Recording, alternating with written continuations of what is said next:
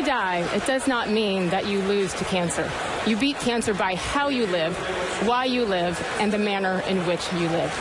Those words came from the heart of Stuart Scott during his unforgettable acceptance speech of the Jimmy V Perseverance Award at the ESPYs last July. Stuart died exactly 5 months ago today. Today would have marked his 19th consecutive year covering the NBA Finals, his favorite event. Michael Wilbon helps us remember our coworker, our dear friend, Stuart Scott. Seems like everybody who needs to be at the NBA Finals is here. MVPs past and present. Two famously long-suffering fan bases. The usual suspects calling the game.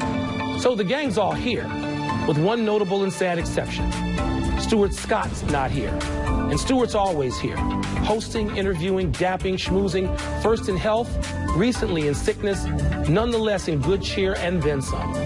And now, he's not. I spent much of the last decade covering the NBA Finals with Stuart. We'd started giving evenings standing courtside, pregame, picking the brains of anybody who gave us the time, players, coaches, scouts. We'd watch games side by side, never straying too far from our longtime broadcast mate Magic Johnson, whose in-game wisdom traveled through IFBs into our heads like an IV for basketball junkies. Stuart would sometimes elbow me and say, "Yo, bro, we're watching the NBA Finals with Magic." The novelty and thrill of it never left him. And there was Stuart at the center of it all, studying, preparing fanatically, working out diligently every morning, even as cancer was attacking his body. But even so, he was there at the very end to present the winner with the Larry O'Brien Trophy.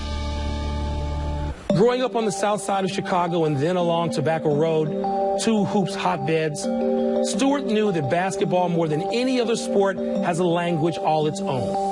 A separate culture that has to be understood, then delivered with nuance and complete authenticity. Nobody has done it as well, and it's not like somebody's going to appear magically these next 2 weeks and replace the voice, the observation, the insight, or the basketball sensitivities of our comrade, our friend, gone too soon, Stuart Scott.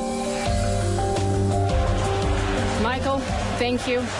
The V Foundation established the Stuart Scott Memorial Cancer Research Fund, which helps further the ongoing fight against cancer, and every penny of your donation will fund critical cancer research. You can find out more info at jimmyv.org. Stuart, we love you.